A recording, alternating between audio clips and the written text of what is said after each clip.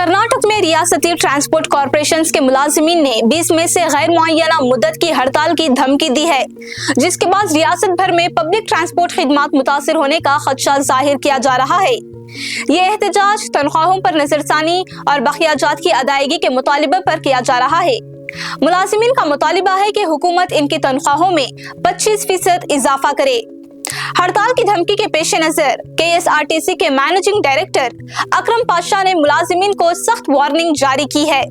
इन्होंने कहा कि मुलाजिमीन एहतजाज में हिस्सा ना लें और बाकायदगी से ड्यूटी पर हाजिर हों।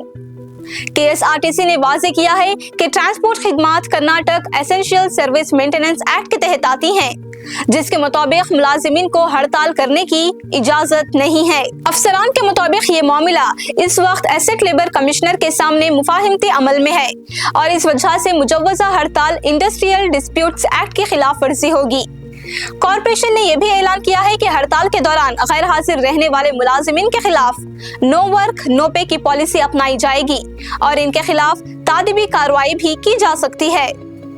तमाम अफसरान को हिदायत दी गई है कि बस सर्विस को जारी रखा जाए और किसी भी किस्म की रुकावट न आने दी जाए। 20 में से छुट्टियों की दरख्वास्तों पर भी पाबंदी आयद कर दी गई है। दूसरी जानिब BMTC, KSRTC, NWKRTC और KKRTC की यूनियनों ने मुलाजिमीन से अपील की है कि अगर इनके मुतालिबात 19 मई की दोपहर तक पूरे ना होते हैं तो वो ड्यूटी पर ना जाएं।